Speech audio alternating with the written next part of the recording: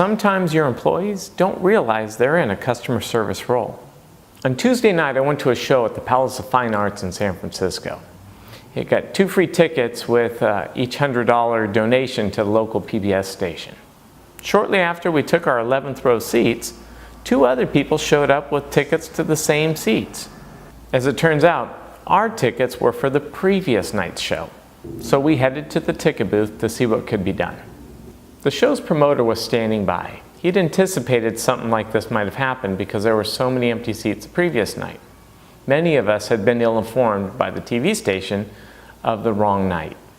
So he quickly apologized and took us to new seats in the 7th row.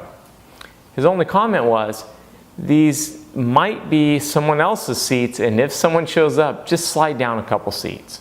No problem."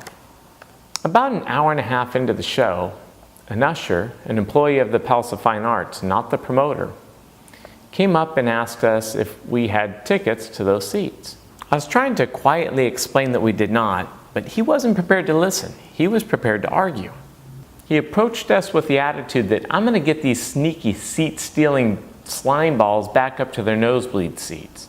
And the outcome of his mindset was ruining the show not just for us, but for everybody sitting around us. So I said, let's move the discussion to the hall.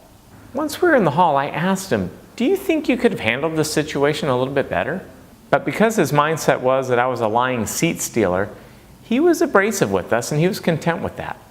As I often do with these short-sighted people, I offered a better way he could have handled it, and he actually listened.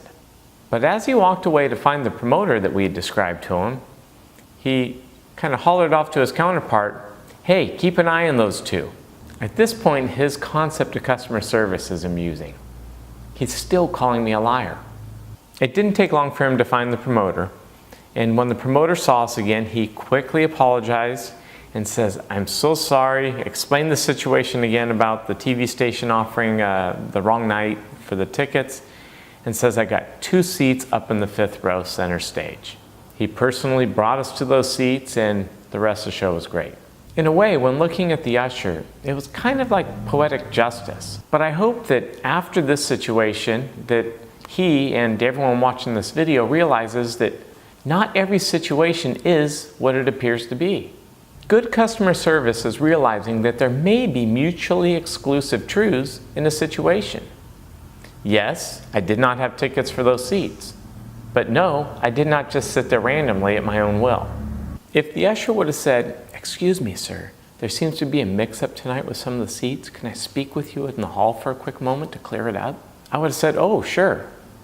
Gone to the hall and cleared it up. And he didn't need to know the situation from the previous night to make that statement. The truth was, someone was sitting in seats that weren't assigned to them, and that was a seat mix-up. If he would have approached us like that, it wouldn't have stirred up the situation, and it would have been a much better experience for all the people sitting around us.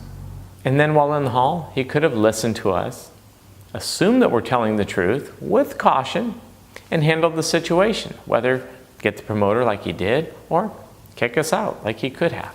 Don't let your employees assume that every situation is a customer trying to take advantage of you, because it's not always the case. And when it's not, you can really tick off your customer. Anyway, it's just a thought.